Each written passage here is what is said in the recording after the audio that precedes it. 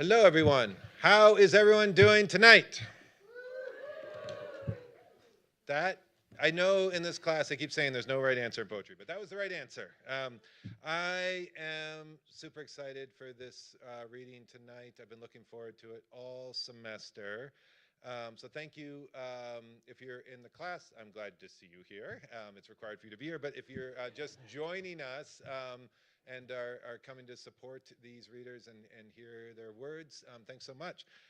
And for those of you who are joining us online, thanks so much for tuning in. I know we have folks from all over tonight. So if you happen to be from Australia or Ireland, welcome. And then also, I don't know if any of the prospective students who I spoke to about this event are managing to join us tonight, but I was enthusiastically recommending that students who are considering Smith tune into tonight to see what incredible poets we have here. So welcome to all. My name's Matt Donovan. If you don't know, I'm the director of the Boutelle-Day Poetry Center. What else? I have just a few quick announcements, and then I'm going to turn things over to Yona Harvey. We have our last event of the semester. It is a week from tonight. Patrick Rosal will be here and reading poems and then in conversation with Alra de la Paz. That'll be 7 o'clock right here in Weinstein. So hopefully you can join us for that. English 112, we only have 2 more nights of the QR codes tonight and next week. They will be posted right as the event is ending. They'll be posted around. They're a little bit smaller than usual, but they work, and you will find them posted on the doors and other places.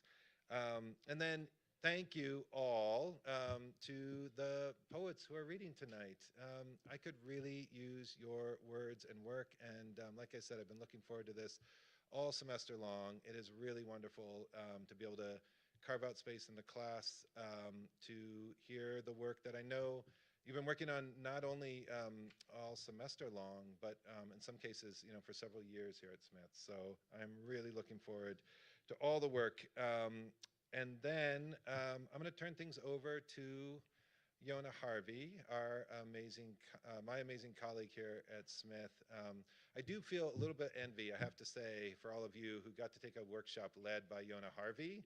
I would love to take a workshop led by Yona Harvey, but I'm so glad that you have had the opportunity to work with her on these collections. For those of you who don't know, Yona Harvey is the Tamas Day Professor of Poetry here at Smith College. And then her third poetry collection, love this title, Season 1, Episode 7, is forthcoming in 2026. I can't wait for it. Please welcome Yona Harvey.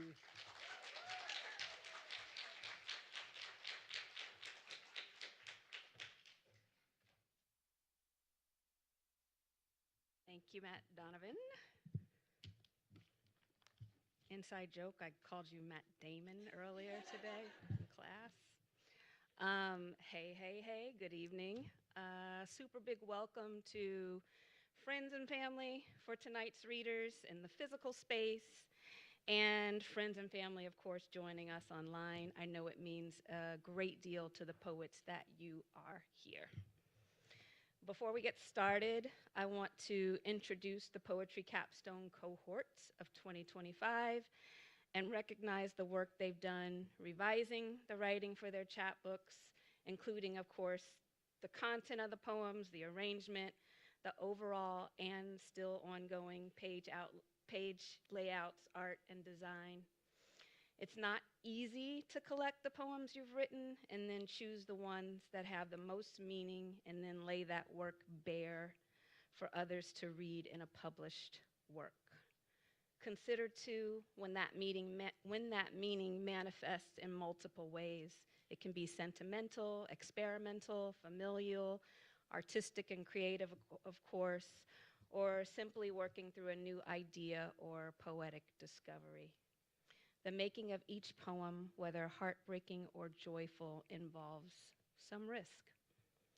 In her poem, Wildflower, for Marsha P. Johnson, the Baltimore-based poet and chapbook editor Jalen Harris writes, "Try putting her in an ordinary wooden box. She'll turn it into a bell-shaped perfume bottle." The poem, of course, honors the great activist, but it also acknowledges what is magical and even elusive about Johnson.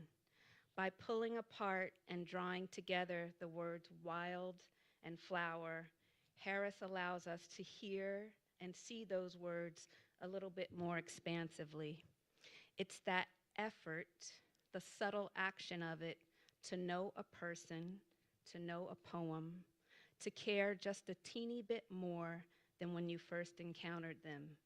That, as Harris writes, wraps everyone up in a bouquet of sun and holds them. I don't pretend for one damn second to know the Poetry Capstone cohort of 2025, but I can testify to the riddle and calm of listening to them throughout the semester and observing how they interacted and responded to one another's work. I think this is the most laid back I've ever been in a workshop, like the most hands off. They came, I think, as their own kind of ecosystem with their own rules and creative aspirations, most of them having bonded in a previous workshop or other classes. And so there was no pressure for me to do everything or anything really, but to make the effort to listen, observe, and lean into, I said that 1,000 times in workshop, the poetry they crafted each week. The treasures of Sean's weeds and wheedled words, of Emma's timestamps and questions about where things end, of Anna's humor and contemplation of love and bruiselessness, of Julia's reconsiderations of tenderness and regret, of Kirby's sharp-witted animal kingdom and homage to home and place, of Kylie's lyrical braiding of song and high above the leaves circumstances, of Madison's bold and barefoot lyricism and matrilineal roll calls, of Jenna's targeted insistence on the poetry of nosebleeds, sweat, and complicated women, of Maddie's senior summer sprints and maternal histories, of Simone's mature and risk-taking notes on desire. Some of the greatest skills a poet can harness are fighting for their own work, quieting the echo chambers and amen corners, and understanding their own music. These poets are on that path, and I can't wait for you to hear them. So, I'm so glad to zip it in about 10 seconds here. Please welcome the poets who will invite one another up onto the stage after they read in the following order. It'll be Madison, Emma, Kylie, Sean, Jenna, Anna, Julia, Maddie, Simone, and then Kirby. Madison, take it away.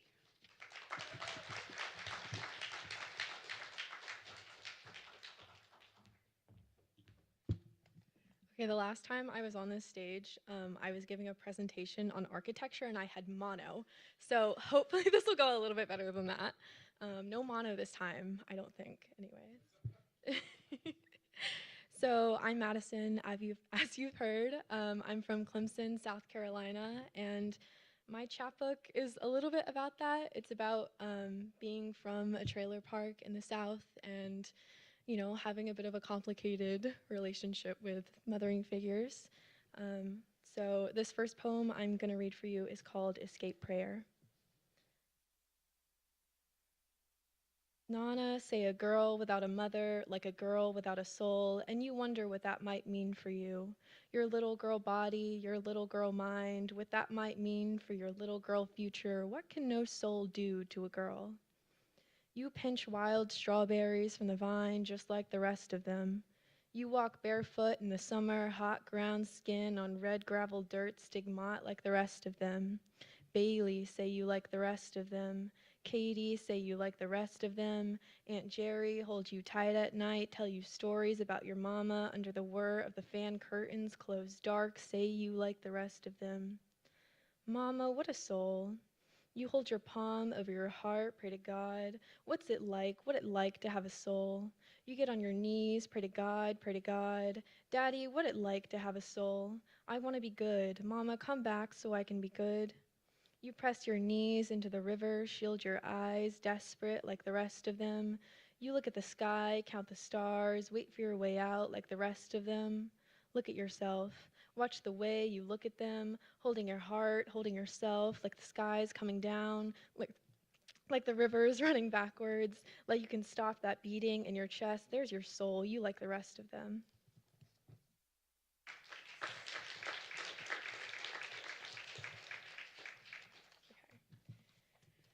And this next one, it's kind of in honor of my dad.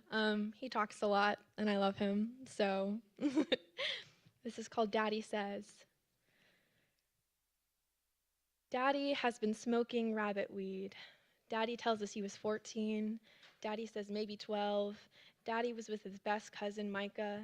Daddy and Micah went along the road, Daddy and him picking the rabbit weed. Daddy says you could find it all along the road, Daddy says, back then. Daddy, we say, how did you know to smoke rabbit weed? Daddy says, Mother told me. Mother, Daddy says, told you right how to find it.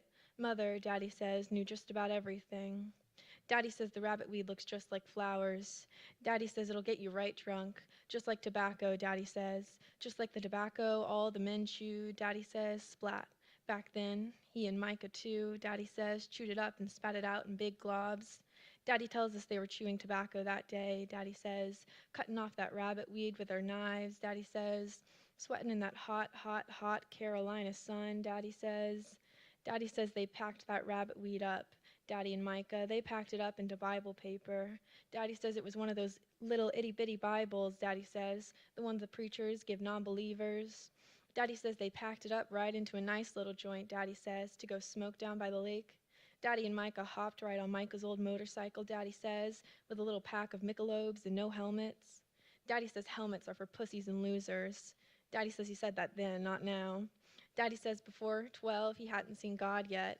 Daddy says that rabbit weed got him close to it. Daddy and Micah went along the road, Daddy and him drinking and smoking and hooting and hollering. Daddy says, so damn wasted they didn't feel that tree under him, Daddy says. Doing donuts you can't feel nothing, Daddy says, but that red clay dirt beneath you, and Daddy says, that haunted Carolina moon above you. Daddy held on tight, tight, tight, tight to the motorbike. Daddy just like a possum, just like the kudzu, clinging tight. Daddy says, don't let go. Daddy, Daddy, Daddy, we say. Daddy, what happened? Daddy, were you okay? Daddy, did you fall? Daddy, what happened that hot, hot, hot Carolina night? Daddy, did you go splat? Did you go splat just like the tobacco did? Daddy says, Daddy says, your daddy knows how to hold on good. Daddy says, Micah slipped off, right, like a whisper into the night. Daddy says he fell just like the tobacco, just like the rabbit weed cut. Daddy says, splat, splat, splat. Daddy's been smoking rabbit weed. Daddy tells us he was 14. Daddy says maybe 12. Daddy was with his best cousin, Micah. Daddy says you can find him all along the road now, Daddy says. Daddy says you can hear him growing, Daddy says, growing right up along that rabbit weed. Daddy says splat, splat, splat, splat.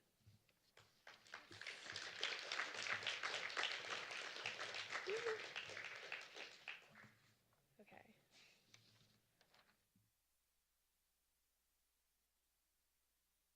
This last one is titled Redneck Psalms.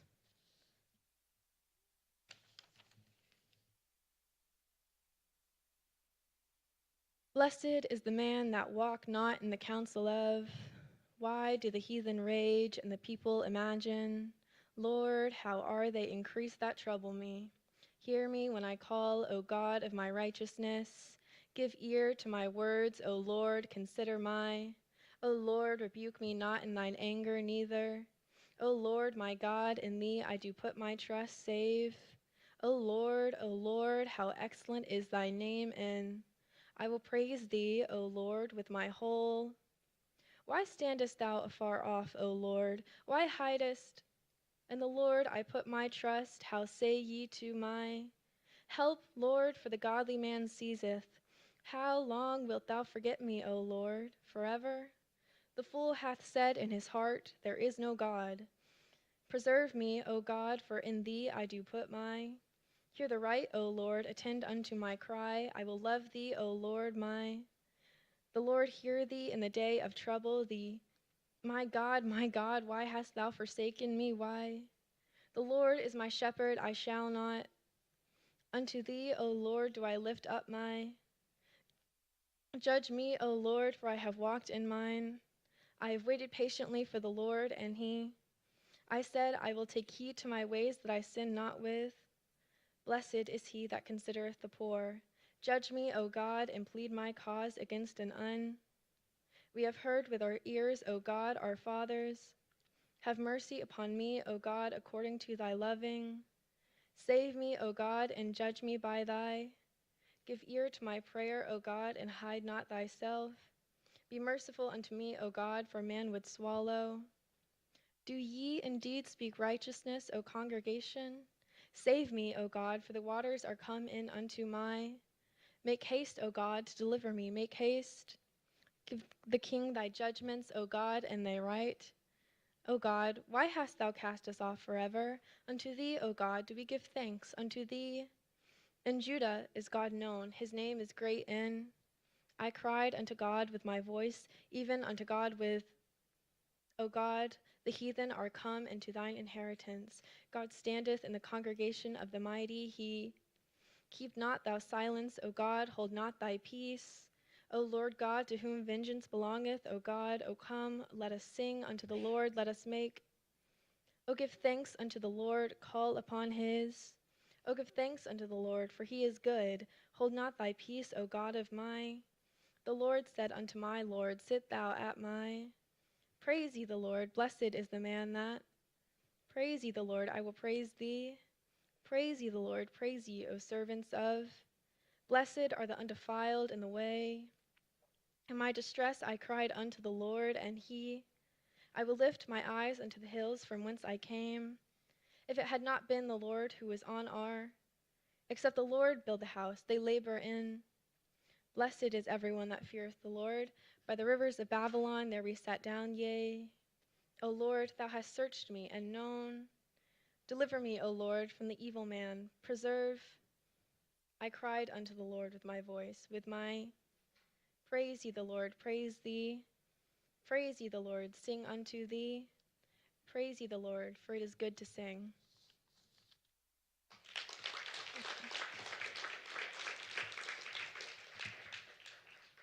Okay, and up next is Emma. Thank you all.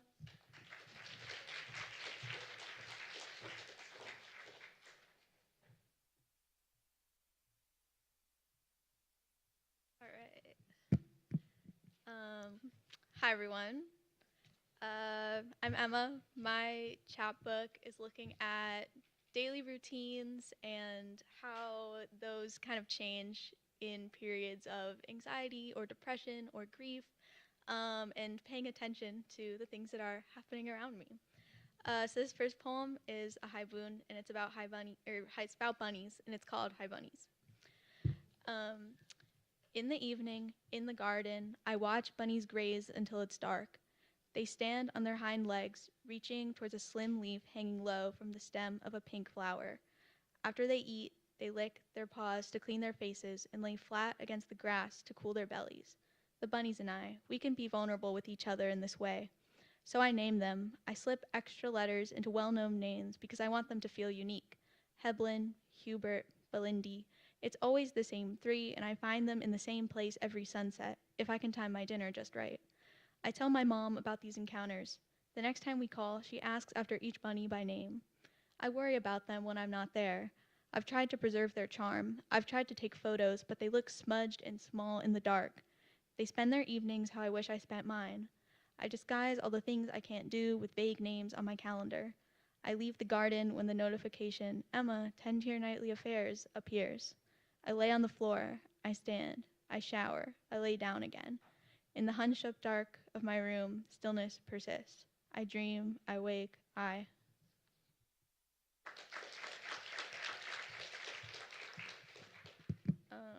see. This next poem goes out to my lovely friends who are here, who I watch a lot of TV with, and we talk about it a lot.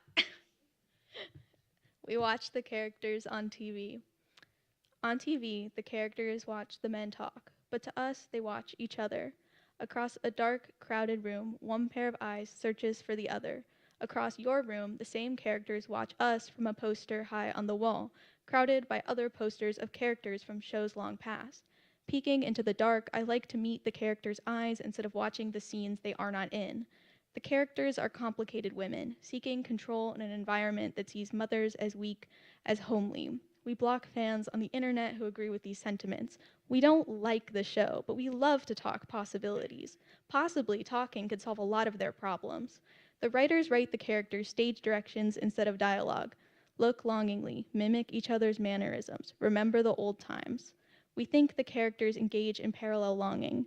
They love each other, a belief that keeps us watching. However, the characters rarely interact, although many believe them to be the center of the show. The writers had them live on separate sides of the same sea and now must devise strange excuses for them to commune. Their conversations are so short, each word carries an enormous weight, so many possible meanings for us to analyze in the weeks between each new scene. The season's finale. One character asks the other for mercy, but it's too late for that. The characters have fallen prey to the advancements of plot points that do not include them. The show ends and we let the music play out. Outplayed by the writer's room, we theorize blindly as the screen goes dark. Please let two women love each other. Please let me believe this can happen.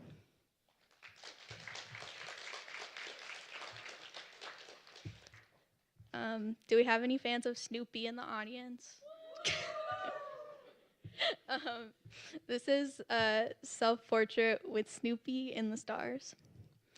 I play fetch with Snoopy in some swirling cosmos, tossing star fragments far into the distance until he gets tired. We sit on the roof of his doghouse / kitchen / spaceship / writing desk / biplane and call Charlie Brown on the phone. He answers. We talk about our grief until we can laugh about life again. I don't think that good grief needs to mean something exasperating. It could just be that the grief is good, that it comes from a place of compassion and time well spent with those who are not here. I hold a star fragment in my palm and squeeze it. We say goodbye to Charlie Brown, and I pet Snoopy's head until my fingers go numb. Starstruck by his unconditional care, I watch as Snoopy falls asleep against my side. There's so much darkness in this galaxy, but I think Snoopy would tell me to focus on what's light, each lingering atom that might someday become a fresh start. Em asks me why I like Snoopy so much, hoping to understand why there's been so many pictures of him on the internet recently. It takes writing 2 poems for me to find an answer, but here's a working theory. Snoopy loves Charlie Brown amidst his every self-doubt, every moment of depression. He's there for those miserable Christmases, to pick you up after the football is yanked away, to distract you with a scene beamed directly from his imagination. Snoopy cannot be defined. He's a dog, a pilot, a great American novelist. He's more than he seems. Thank God so many of my friends are as whimsical as Snoopy. They're joyful and forgiving and loyal, and sometimes they stick their tongues out and say, blah. Maybe I understand why I accidentally called Em by her dog's name. We could all probably do more to mimic a dog's personality, their, well, dogged affection. When everything feels overwhelming, I know I can picture Snoopy tapping his paws under the bright spotlight of the moon.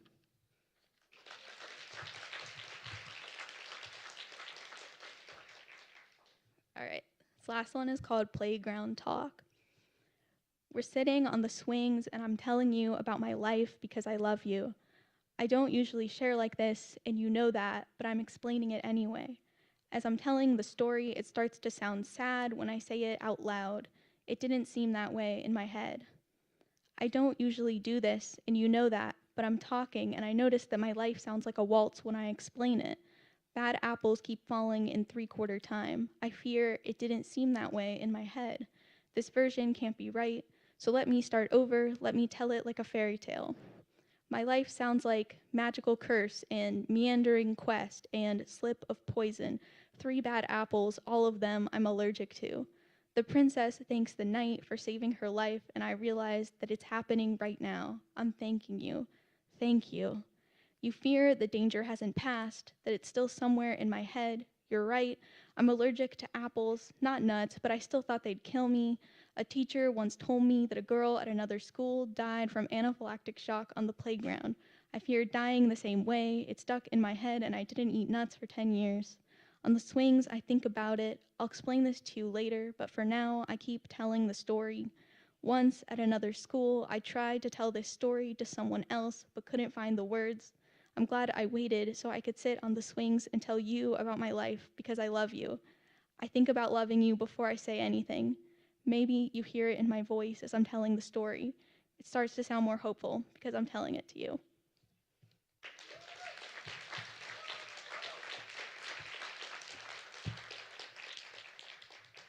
Next, you will be hearing from Kylie.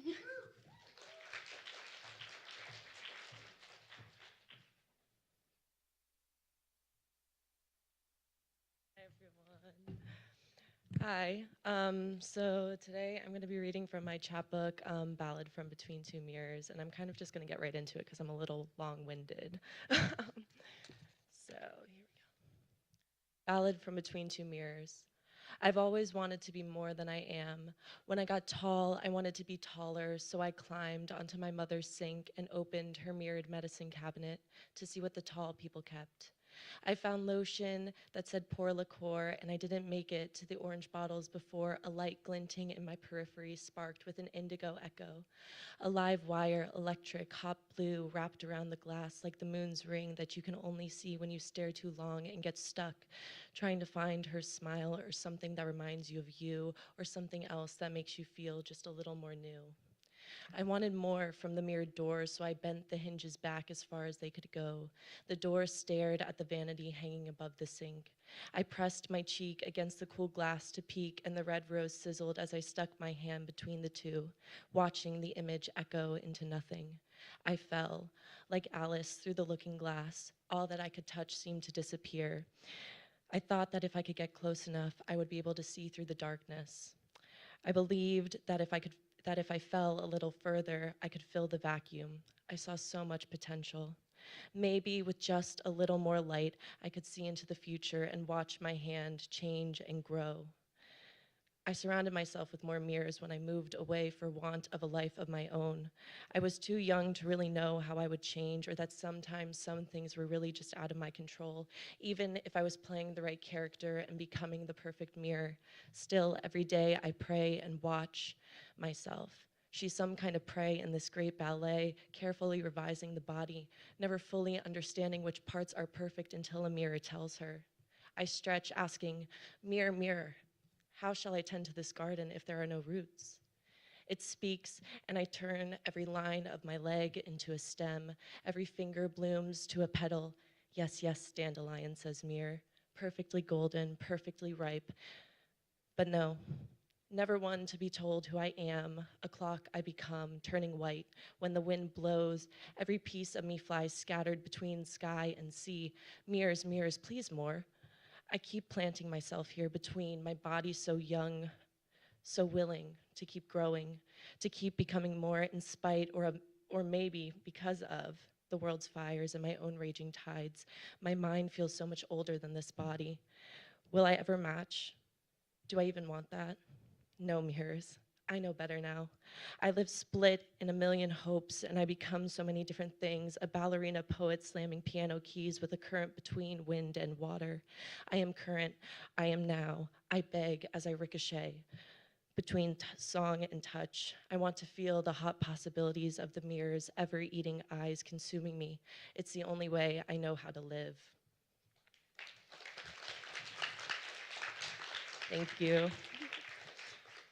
So this poem requires a little bit of context. It begins with an epigraph taken from an interview that Norman Seeff, a photographer, did with Stevie Nicks in 1999. And it was about 4 years after she had gotten sober and about 2 years after some really successful comeback tours and stuff like that. So I'll begin now. Okay. The camera clicks. Norman Seeff suggests, I'm sure you've had moments of feeling lost. Stevie Nicks begins, but She stops to breathe in, suppressing a flood with a breath so sharp, so strong, it shatters and sounds like lightning. The camera clicks again. Stevie continues, it was the drugs that made me feel lost. I was never lost. The Edge, for and after Stevie Nicks. The flag ticks in the wind like a clock, echoing over the ocean as I stand on the edge of this cliff for much longer than I can afford to. Still, I wait, wondering how I can change without dying this time. The sunset scorches my shadow into the waves as their crests catch dusk's last light in infinite prisms. My silhouette bursts, and I see it's inevitable. The great mirror shatters over the rocks again and again and again, just like all the lives we've lived before. The current gathers the pieces back together. Again, I am whole. Again, I shatter. Here, I think of that 1999 interview. A camera flashing beams through her eyes while she tried to speak of this world of cycles. She said, if you can learn to deal with the fact that there are cycles and you will be up and you'll be down, you know, you'll probably come back up. And I'm trying to learn. As I watch the moon surface through the blue, is this how it's always been? Yes, I see it all happening again. Tyrants are taking our bodies and burning the last of Earth and her empathy with empty promises. Now I'm down, on my knees, straining my eyes to search the horizon. I need it to speak to me, but I hear no answer and close my eyes. How can I see an end that doesn't exist? I know someone will be here after me, and I know someone else has been here before, but all of us beg the same, what is to become of me, against the drum of the lighthouse circling with its beams, pulsing through sky and sea and skin as the cycle repeats. A chill spreads through my chest. My body feels the wind quicken before it blows. Something good must come again. I try to breathe it in, echoing her lightning. Electricity roots through my boots. The tide sinks and swells. Yesterday and tomorrow collapse upon each other. The sun rises again and again. The flag ticks in the wind like a clock.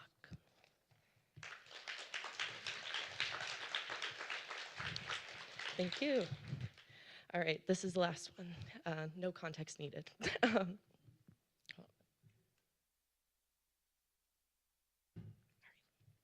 This one's called The Wild. I thought I was alone here. I've been running for a while. I don't know where to, what from, or for, but I know it's a start. They say I've gone crazy. I know, but I synonym wild. I've gone from coast to coast, been landlocked and not. Still, I want more. So I drive, run, walk, crawl, climb, fall, repeat. I live off caffeine and other things, then call myself an uppers girl as I scream my songs and dance in my car, wishing on streetlight stars. My family didn't ask for this.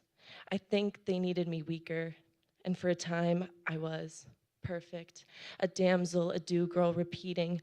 Then I broke and threw myself into the big girl world, too quick for them to catch the change, and now my hair is darker, tinged with the ash of the world burning, but I keep hoping, running, swinging through this canyon, and its ballads. They sing past, they sing present, they sing future, then they scream, there's still time to change.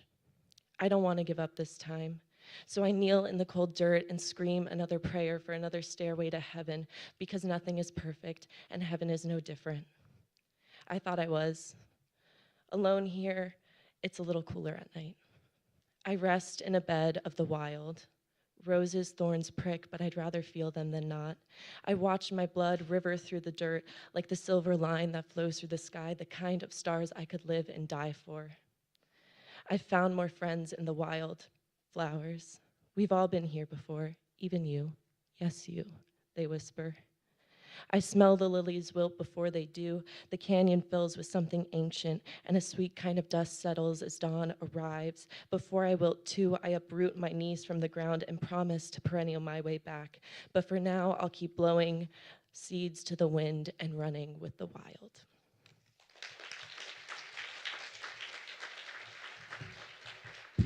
Next up is Sean.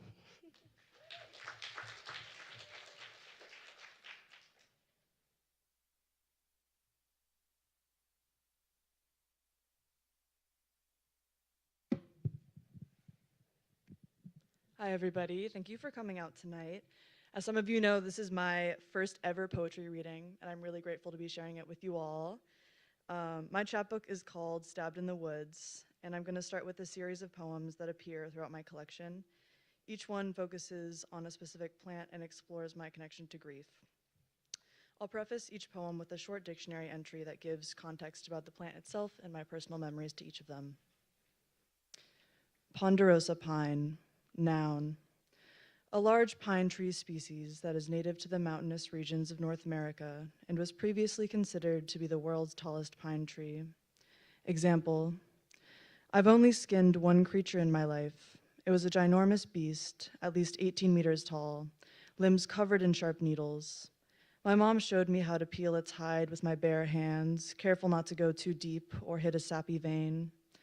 Press your nose to the skinless ponderosa pine. Close your eyes, deep breath in. I promise you, even after all these years, I've never smelled anything sweeter. See also, bull pine and western yellow pine. Stabbed in the Woods, Part 1. Dearest ponderosa, I want your skin. Every time I scratch and bleed will be a sweet reminder of her love. I have little in common with a gnarled fellow like you, except how to give and give. Give them our burls, needles, and trunks. Let them stab and top our limbs. Peel back layer after layer to smell that faint vanilla until I'm shivering, all biting cold and no bark.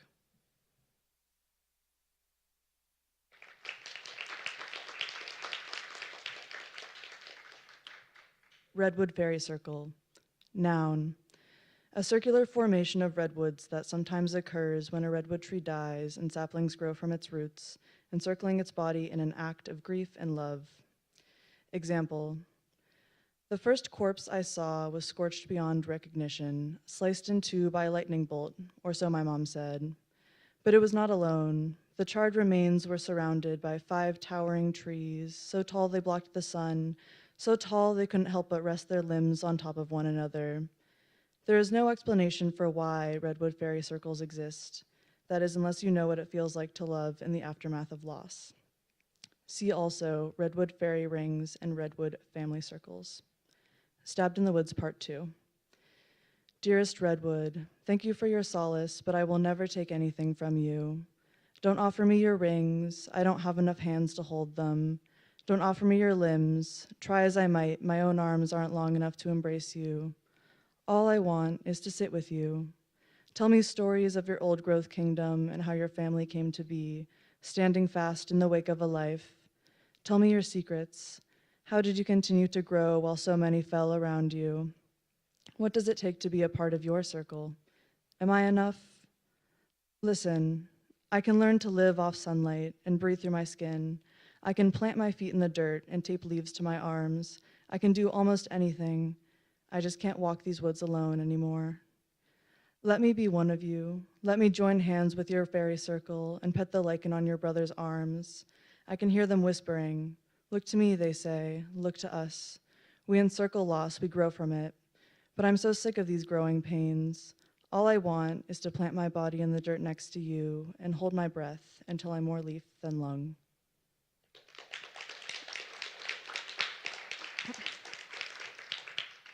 Sticky monkey flower. Noun. A flowering plant that is native to California and known for its bright orange petals and sticky leaves. Example. As a kid, I often thought about the tattoos I would get one day.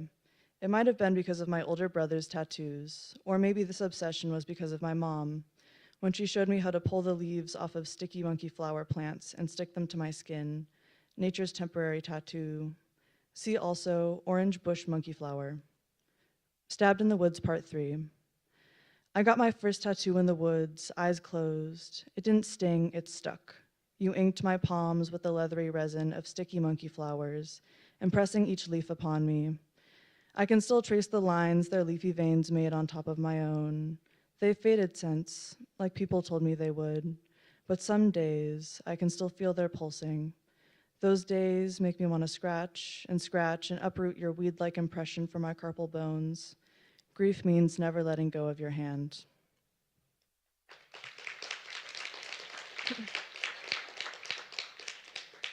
I want to end with 2 poems about the community and love I've been lucky to find both at Smith and in the world. This first one is for my lovely friends, some of whom are here today. It's called My Knick-Knack Collection. Dear God, I am still the child who finds loves and feelings in little pockets. I carry them home and sprinkle them over my dirt. Some take to the soil immediately, like they've been here before and want nothing more than to wrap me in their limbs. I tuck the rest quietly underground and wait for them to bloom. I've been told that God is love again and again and again, but quite honestly, I've never met you. I've met insect lovers, poets, runners, maniac six-toed cats, rock climbers, sneak attack huggers, jump the fence fishers, eucalyptus trees, coffee addicts, let's go on a walkers, my entire collection of familiars and novels.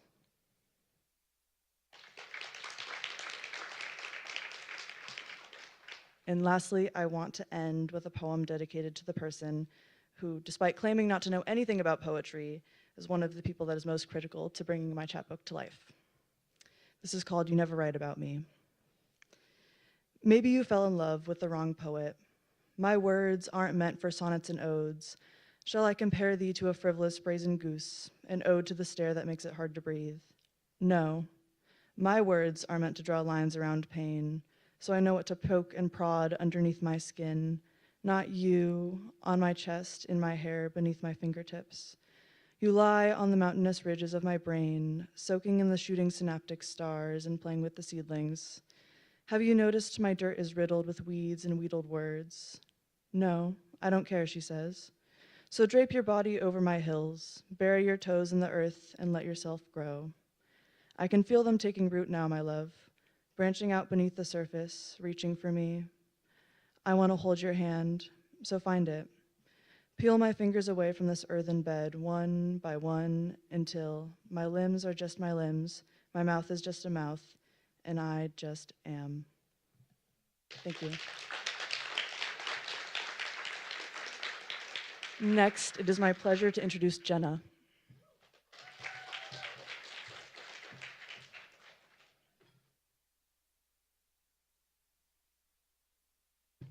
Hello, everybody. Thank you so much to everyone for being here. My chapbook is called Trash, and that's exactly what it's about, and I'll get right to it. So this is Nosebleed number 1. When I wake up, sweaty, and with a dark, wet circle of drool on my pillow, embarrassed and infantile, I think about pulling star-shaped earrings out of my foot.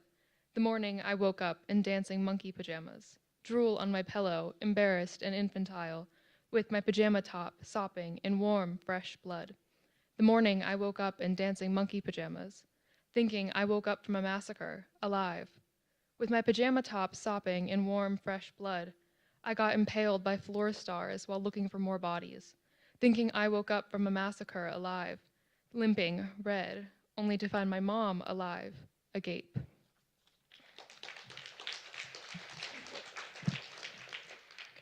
This is Tell the Lady What You Want. As a teenage girl, I worked at an ice cream shop run by other teenage girls. We were the jaded kind of girls, the ones so very unenthused. I spilled a tub of maraschino cherries on myself the first day. I marinated in sugar red, and when I got home, I washed off the milky wetness that had glued all of my arm hairs down. But anyways, like I said, we were the jaded kind of girls, the ones who hated stupid people. And we'd always scream because we'd get locked in the walk-in freezer. We'd cry because no one could hear us scream, and because we'd never make it to driver's ed next week, since they'd find us dead with glued arm hairs. They would usually find us hypothermic, but we'd be fine. And even though we constantly got locked in the freezer or concussed by tubs of Rocky Road, the old man who owned the shop always complained about paying us.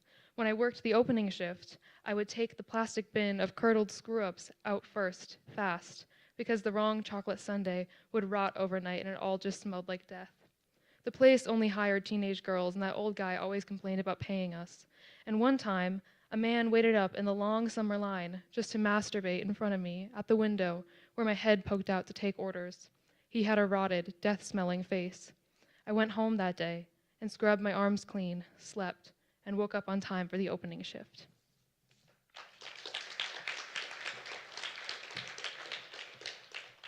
This is called hypersomnolence. I'm always greasy and jagged, hair matted, in some predicament, missing something. You will just have to listen to me right now. I sleep well into the afternoon most days, am asleep during most days. I say it's because you have to soak the bones for at least a good 2 days before you can do any other step.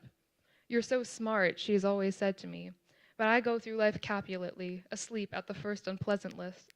And I still tell her to come here, let me see her. Like waiting to sneeze, mouth open, vaguely erotic. I give in. In baseball, she says, the pitcher tries to make the ball look so good, so promising to the batter, so he'll decide to hit it. They tempt him. He gives in. Against his better judgment. Much like you, she says, sleeping at 1 p.m., covered in a blanket of knitted squares, of flesh pink, pork pink, bruise pink, and so hard to shake up. When I wake up, in some predicament, missing something, I stay still for a long time, like Heathcliff, under the tree, head doused in blood and dew. I'm asleep so often, I'll say, since death was a big dream of mine.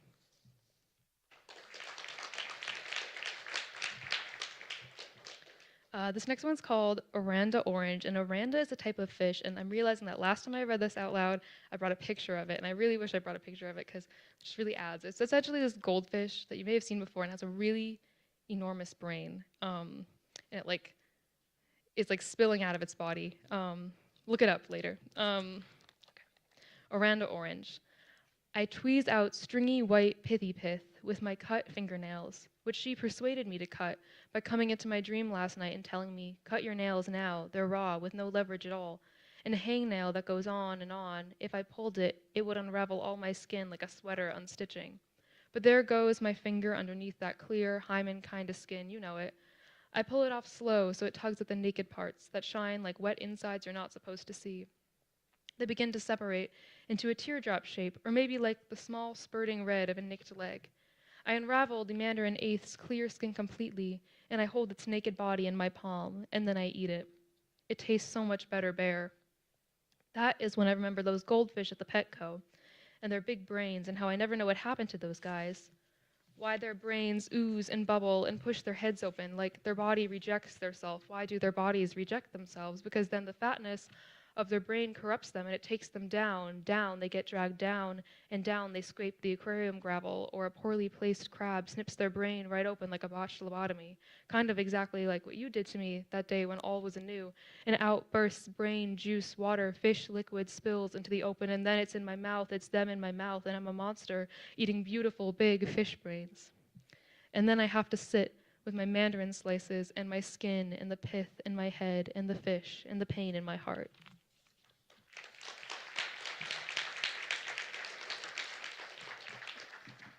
And this last one is called At the Very End, Tennessee. I picked my ripe fruit right off the bush, just a few weeks ago. At the perfect pink, I cut into her, she and I now perfect. In darkness, she and I reached together for one another, said, you are what I have been dreaming of, waiting for, loving alone, in my head, all these years. We never knew. Now, just in prime time, we got it right. Glacier melting some breathless spell of honesty, like those diseases they say might come for us when the ice caps melt. For once, life going the way I never thought it could. She and I, we fall into hot lava, melting in real life, climb over car consoles. For the first time, I snuck out, away, to her, through the back gate of her patio, careful not to wake the big, blonde, beautiful dog. I still set off the motion-censored lights. When we think someone is coming, I hide under a table. We laugh, giddy, hold each other. In the morning, we laugh. I'm caught. Driving down south, Dyke new, proud, happy, finally, for once, I'm just me. 3 crosses on the hill, bright white glowing like God said yes. God said yes to me and her together, I know. Around 3, I know. Everyone sleeps and I know. He drives and I pretend to sleep, but I know. Yes, I am happy. Despite his weeping to old songs, their wedding song. He assumes I'm sleepy, but I am sleeping, but I am happy and new. I pretend for his sake. I close my eyes and I think all about her, she who is making something of me. Finally, it is my turn, and I just pretend. As dawn rolls in, we never stop. He never stops. The windshield, like a movie screen, cornflower blue, fills my hungry eyes. She is good to me, she is, and the moon is still up, round.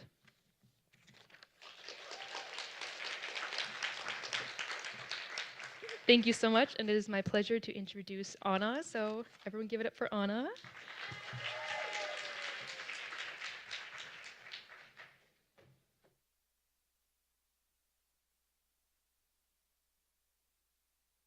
Hello everybody, my name is Anna. Thank you so much to everyone here supporting me and my classmates.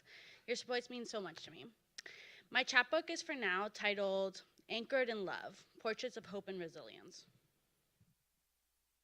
Tonight I'm going to read 6 selected poems from there. So starting with Portrait of Heartbreak.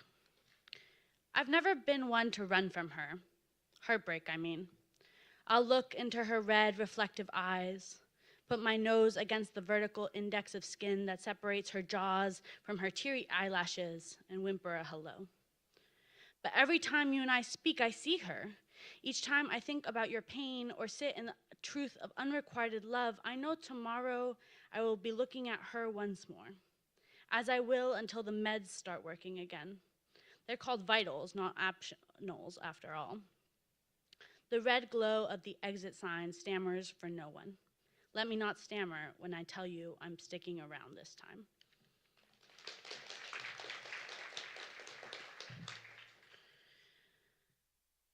No forgetting what has not been forgiven. Truth made me. Truth and the cacophony of a shattering heart, the motion of a leg kicking the shin of a boy, the bruised marks of graphite in knee. God knows I have remorsed and said sorry in my head. And I too have felt my boots' unforgiving twang. I too have been the wet earth and the raindrop. I have been the leg and the shin. Please take the boot off. Please face the bruises that we keep on making. Please let me look back and see something I can be proud of. God forgive me for not begging for forgiveness. God forgive me for not knowing how to handle my own reflection.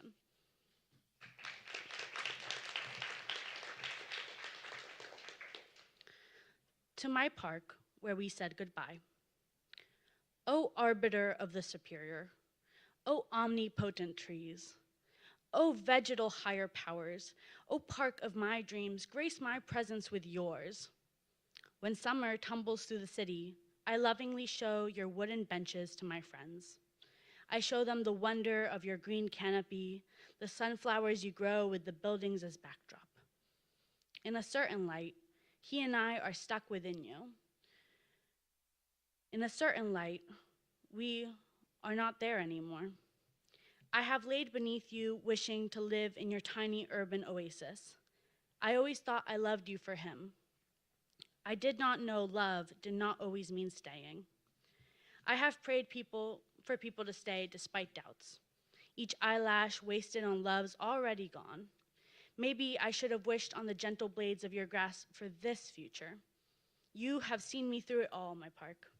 I was 15, skinny and tall, racerback bra, ready to be felt up within your presence.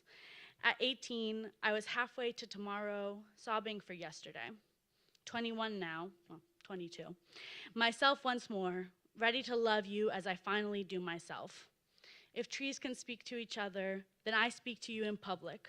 I pray to you in private. You and I contain multitudes, the night sky and the stars. You're not so scary anymore, my love.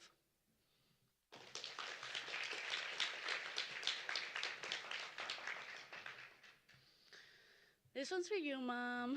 All right, no more eggshells. She is so strong. Not in the way of I took 1 aspirin for each of your births, although that's true too. In the every day she keeps fighting and keeps going. She calls me every morning to make sure I get to class on time. I tell her how the job search is going and how I tripped again. I know she resents how much she's had to give. We used to tread on eggshells scattered around the house the last time we chucked them, scared love would be lost if we cracked under our toes.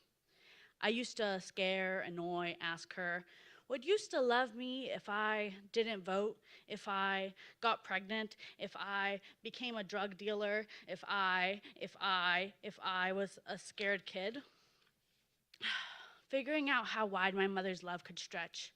It took me years to believe in her yes. She knows how to weave yarn and dough and words, and she didn't know how to love me in the way I wanted, or even in the way I needed. She fought, though, for me, with me, to find me. I hope she knows how loved I feel, knowing she fought. Growing up is realizing your parents are just people. Not superheroes or devils, but people. This person tells me she loves me, and I believe her.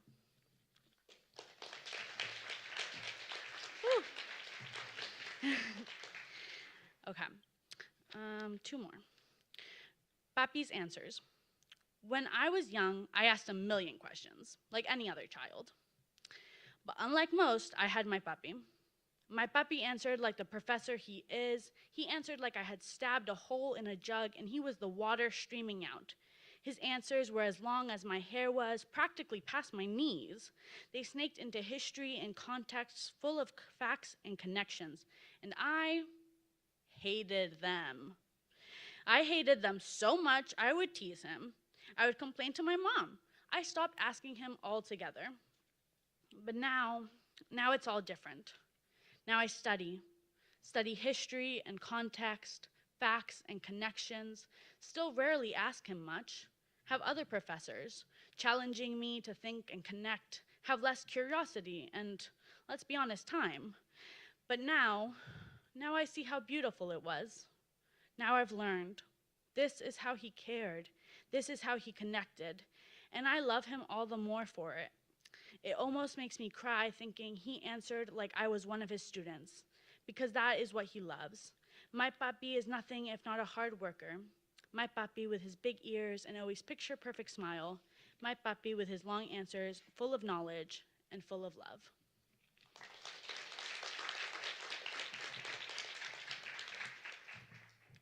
Okay, last one is another portrait, but this one's called Self-Portrait Drawn in Mirror After Shower.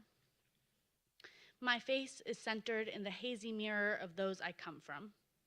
Faces are always borrowed. That's surprisingly hard to face. My brother sent his ancestry in the family group chat the other day. It surprised me how much I cared. I grasp at the gray and green soap grime on my legs, scraping it till it cakes beneath my freshly cleaned nails. Every time I wash my hair, admittedly not enough, it finally looks beautiful enough to be photographed. In these moments, I do not wish to be anywhere or anyone except for here and me. Here, my lips unchap, and my teeth do not yellow. The ocean of my hair swells into wet waves. I have written love poems that smell of salt water, felt the curl of another's hair beneath my fingertips. I fear the lover I write about for myself is the one I am becoming. I feel I am too scared of myself to become. The dark brown double helixes on my head dry into luscious locks. The mirror's fog drifts away. I should be less surprised by my own self, but your own voice is scary if it does not agree with the truth. Thank you. Next up, please give it up for Julia.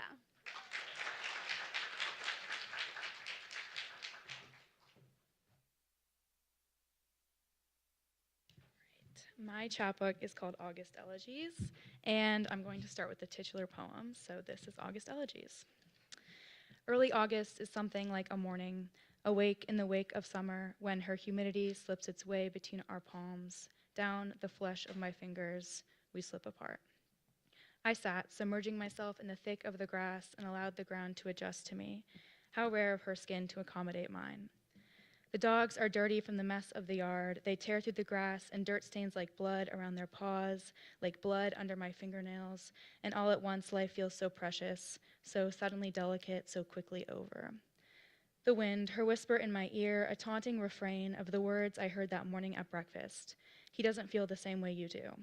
I start praying for rain to drown out the noise. I look towards the cloudless sky and hear the flap of wings. The power lines heavy with the weight of the birds, full like me, the weight of a heavy summer. Silence, as much of August is, I think of tomorrow. The clothes need drying. The rain will come, so it's best I put them up now. He doesn't feel the same way you do. Life goes on. August is ending soon, but his smoke still soaks my shirts, stings my eyes, until I can't help but cry. He doesn't feel the same way you do. The culpability I feel for him is heavy, the guilt I breathe in and out. September is coming. I can smell the rain in the air. I have to get through August first. Let it go, just let it go. The wake of summer, the wake of...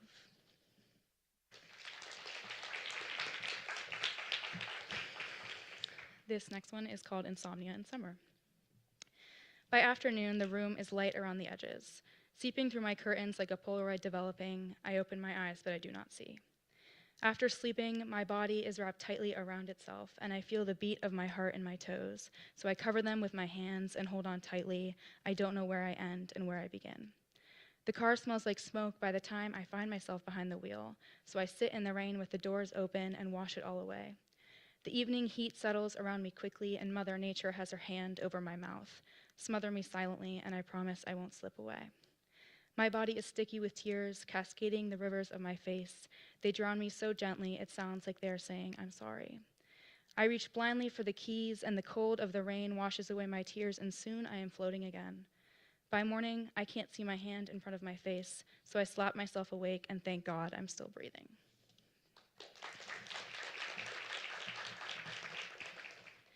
This is called Midsummer Night, and it's after a painting by Georgia O'Keeffe called Pink Moon on Water. When the night was young, it was blue. Mountains turned to waves under the summer sun. I felt the darkness against my cheek like a hand pulling me forward. No one to blame, and the heat sits around my neck like 3 o'clock in August, temperate afternoon, drips down my temple into my eyes. Night is stale like a sunset, whispering in my ear, watch me, and so I do. The blue washes me out, a breeze blowing my hands away from my body, my hands that aren't my own, rising and falling, leaving and following. Colors are muddled as the summer sun loses her promise. Down she goes, down, down, down, far away from what was once an endless heat wave. She drips down the sky like the mango juice out of your mouth when you bit into it with the skin still on, and it trickled down the hollow of your throat like your laugh that waves over the silence. A celestial event, or maybe just to me, once in a lifetime colors, like when you held my hand and touched the ocean, and I swore I could feel it too. Sticky teeth that are bright against the blue of the night, a pledge of forever we both knew was fleeting.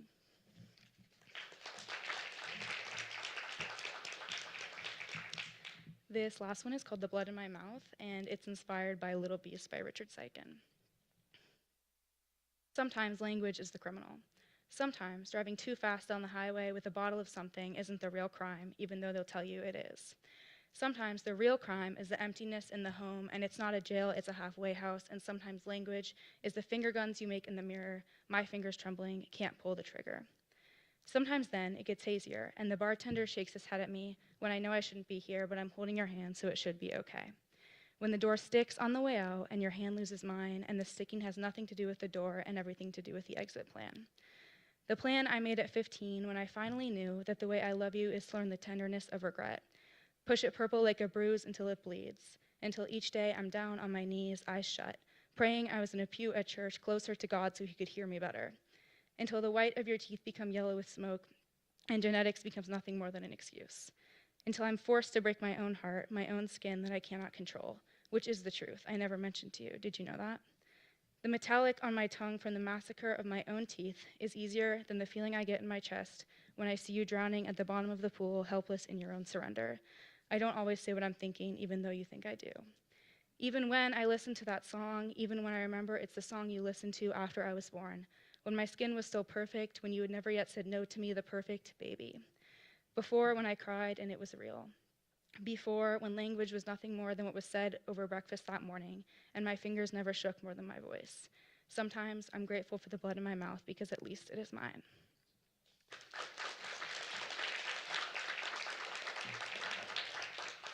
Now I have the pleasure of introducing our next reader, Maddie McAllister.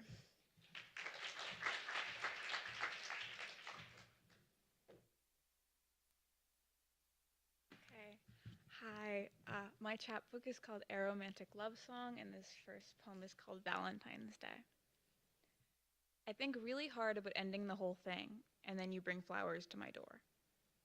17 in the passenger seat with a bouquet in my lap, 20 miles an hour on mid-February roads, and a streetlight glow through the open window. My legs are shaking with the weight of my not quite right words. I don't think I'm like a romantic person, I say. I don't know if I'm capable of it. You are safe, special, kind, and horribly blind to the meaning of my dizzy confession. It is not until 2 months later that I finally let the right words slip off my lips.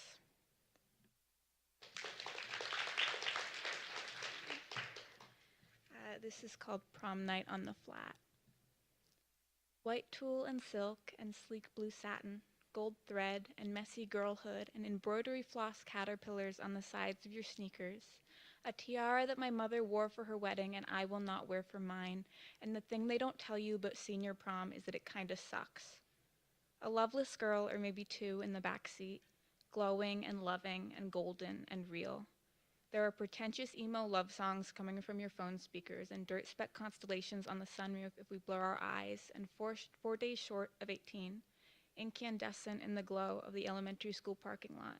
It is freeing to finally admit that I have been in love this whole time.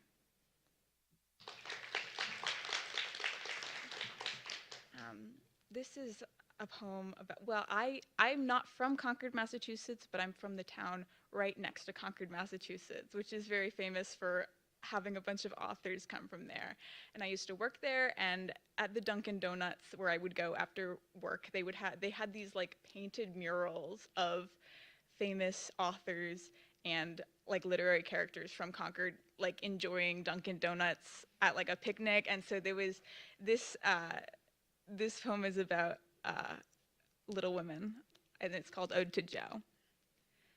Orchard House, New England girl, did you ever walk the path I drive now, your scuffed up boots raising miniature dust storms in the Massachusetts dirt? I pull out of the Art Center parking lot, take a left past the library. The air conditioning's busted in my 2017 Jetta, the Dunkin' on Thoreau Street, my welcome reprieve from the 90-degree, 8-hour day, and Joe, I think about you often. In one world, you are standing in a grassy meadow before your best friend in the world, and in another, I am standing in the high school lobby before the last boy I will ever kiss. And in our parallel worlds, we are begging him to understand what we can't put into words. Autumn wind in your hair, I can't, I've tried it and I've failed. High school brick wall digging into my back, I'm sorry, I'm sorry, I'm sorry, I'm sorry. Tears pricking at our eyes in the New England cold. Your face in your knees in the late afternoon, my car in the high school parking lot, queer punk rock on the stereo, a deep ache in our chests where we hope there's still a heart. Is there a world where our existences converge? Where I walk the streets of Concord in a hoop skirt or you walk them in a pair of skinny jeans? I don't know, but Joe, I hope in another life you sit across the table from me at the Thoreau Street Dunkin' and we learn to love together over vanilla bean culottes.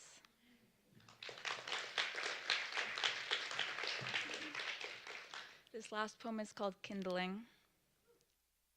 One day I will burn the world down, free myself from the specter of state-created loneliness and cease to be an enigma.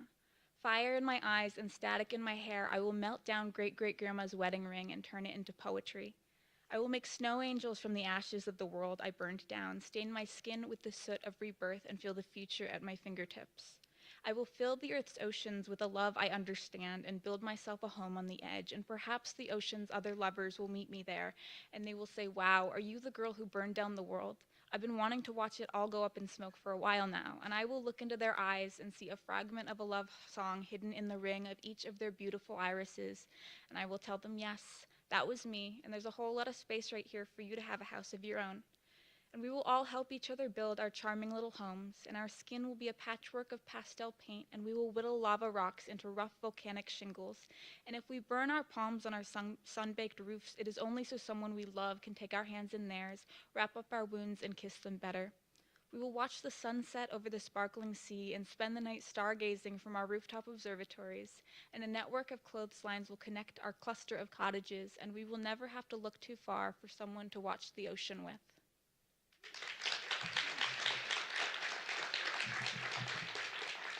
Next up is the lovely Simone.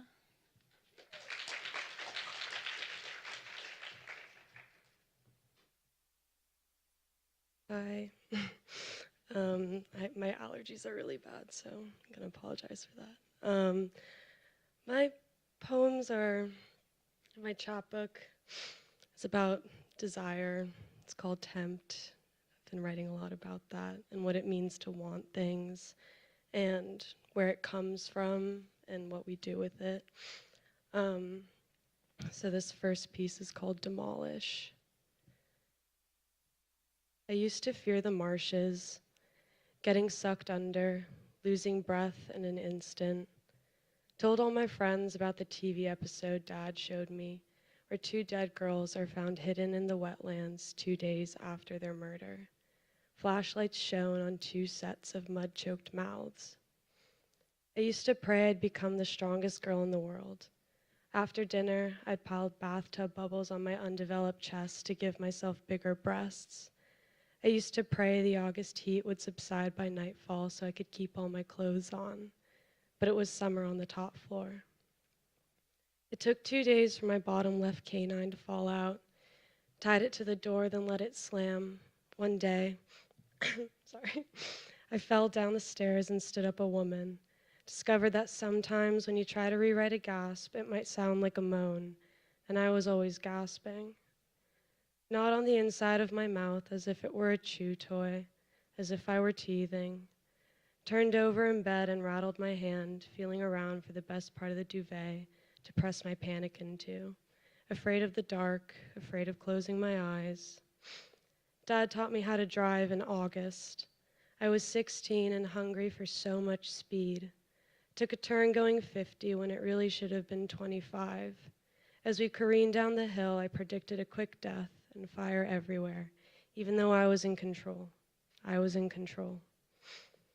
Heard engines from the freeway, so we followed the roar. Dad and I pulled into the field parking lot to watch cars contort in a rodeo ring. A boy in neon sunglasses put his foot to the pedal and prepared to rev. Ready to derby, ready to demolish. Mud on the cuffs of my jeans.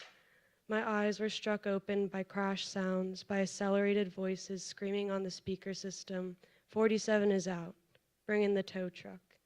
Expecting, at last, their rebirth, the driver sat empty in the front seat while the rusty crucifix cranked lower to raise the corpses. Full submission. There was a man once, some while ago, who wanted and wanted and wanted, and I gave until he turned his head. That's when I really learned about conquer, to have been pierced, left slump on the hillside, lips stained from last night's red wine, forsaken. I ask now, after I've said so much, have I done it well? Have I made it quiet enough? Did the engines muffle that sound he liked? What was it again that he liked? When I was little, I dreamed of flying, and then I tripped. God. Okay, this is called Tempt. The forecast predicted devastation, so I scattered sandbags around my house, closed the window, and waited for the deluge. Fingers gripped my hair and yanked me back like a bucking horse, unbroken, ready to be taught. That mouth said, look, so I gaped. His room was freezing, bed damp with clay like Andalusia, the summer everything went red. He wanted sweet, so I said, yeah, I'm your baby. I'm your baby, I'm your baby, please come back to bed. I was begging for it, this time. His neck cracked as he tried to unface me, signaling a switch of pace, trot to canter, fast to faster. Nothing I wanted would happen. Everything I feared felt good. Through cataracts, my body became prize, glowing, trophy, about to be shelved. He could only tell where my hip bone was through a press, so I sunk my teeth into his flesh, buoyed my resentment, and let the instant drawback, that hesitant pause before the downpour, raise my conscience to the ground where our clothes lay in disarray. The weather report called it a tempest, the worst they'd seen in years, but I already knew, because the streets were so wet, I had to climb back home on my hands and knees.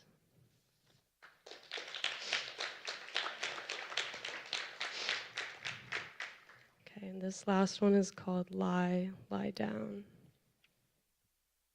Carcass plea, fucking for a way out. That's what it came down to.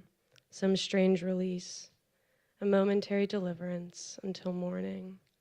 And you think it's funny, the way I return, week after week, again and again, as if you didn't catch the cavities, the wet black asphalt openings rotting the down beneath my skin, cane pricked by your pinch. I ignore your blindness and lull my head to the side, limp and expectant. We lie on the mattress, deciding which violence the other might accept. I rip out your tooth. We look at it together, patient in my palm. You smile wide to reveal the gap. I tilt to catch the darkness down your throat path, distractingly deep. You smile wide and gurgle. There is so much blood. Okay. Oh. And next up is Kirby.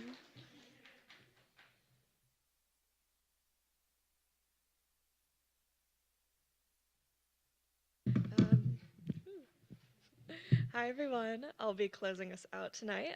My name is Kirby. I am a senior here. I'm from Hampton, South Carolina, home of the Watermelon Festival. Who's been? And today I'll be reading you guys 4 poems from my chapbook. My chapbook is called Animal, and it's, as the title might imply, all about animals, and it's also about my family. I'm one of 7, and we're not even Catholic, so there's no excuse for that. But I'll be happy to read you these. I'll be starting off with counterfactual history where horses do not exist. There is no mother licking the blood off her foal, which fell on its ass after its first steps. No horse with a heart as wide as a window, letting in a spaghetti western fantasy. In this universe, we do not shoot each other in the town square. No carnage for your beloved damsel to ride her steed to and stop.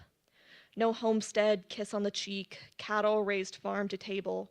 Prayer. I just want God to bring me a cowgirl. No dream of a mare with 2 heads, 2 bodies, 8 legs, going click, click, click through the valley of lost causes. There are no lost causes, only bad memories, the ones where I see a plane and think nothing is missing. No Kentucky Derby, no beautiful blonde women with feathered hats and long necks like cranes. No genuine risk to cheer on, no regret, dance smartly, tough to tame. Where is my beautiful American sanctuary? Erasure should not be this easy. And next up, as I switch to my phone because I forgot to print this one, is I'll be reading Schrodinger's Cat, or poem for my dead brother's cat that our cousin stole and abandoned in the field outside of town because of how loud it meowed. And it's presumptive to say the cat is still in the field, but the alternative is much worse, and neither of us can handle a dead cat, since we can barely take care of a living one, or ourselves. So maybe it's better to go to the field and use our grandfather's hatchet to knock down the long weeds. Though desolate fields mean nothing to block the wind chill, which means below freezing weather, which means you, indigoed and bare-chested. Did you overheat and strip down in the cold, like every symptom list tells me? Or when the frightened friends of yours dumped your convulsing body, did they have the foresight to take your coat, to prioritize their living warmth? We cannot rewrite history and prevent the cat's abduction, but I imagine something better. I make it all up to you. I find the cat, and it's alive, and rubbing against my legs, purring as if to say, I am so thankful, I am so thankful, I am so thankful.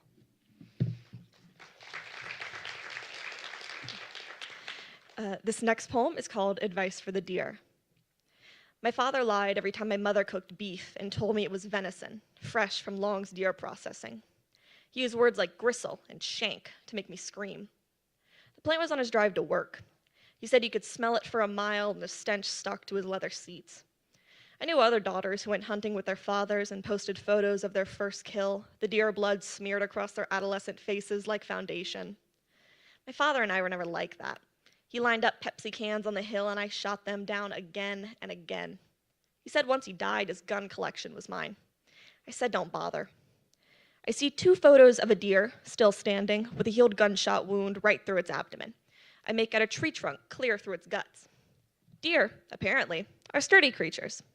My brother recalls hitting a buck with his car and the deer, bleeding from its skull, dragged its body off the road by its hooves.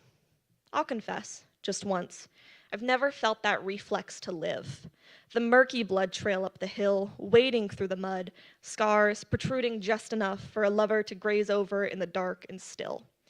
The deer cranes its neck back to look at the hole, says, I've survived and there's a chunk of me you can't hit anymore. It's never about the injury, but the shit after.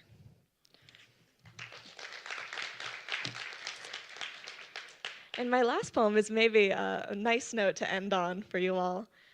It's called On Tigers and Loneliness, which looks over my shoulder. This is a love poem for the 40% more tigers in the world than previously estimated. What a fucking miracle. A third of tiger cubs die before reaching maturity, which makes me want to throw myself in the dirt. Say it's too hard. I can't go on. Then YouTube suggests a video of Giles, the tiger keeper, helping a cub swim, and I can get out of bed again. Sorry, I just like the little victories. We need more heroes, or at least someone willing to refill the Brita when I forget, or hand draw me a map of all the vending machines in a 5-mile radius with Diet Coke in them. I don't mind if you think I'm selfish. In fact, I wish I had a bit more bite to me. My dad cuts my steak because my mom is afraid I'll choke. They still think I'm 5 and crawling around the house on my hands and knees, calling myself a bear. I was so small, I slipped into bed with my parents at night and hibernated between them. I was scared of the dark and wouldn't sleep in my room. I'm sorry. Forget what I wished earlier. I just wanted to try something different. What you see is what you get with me. Somewhere, other than here, you are folding my laundry and I am walking a tiger on a leash. Thank you all.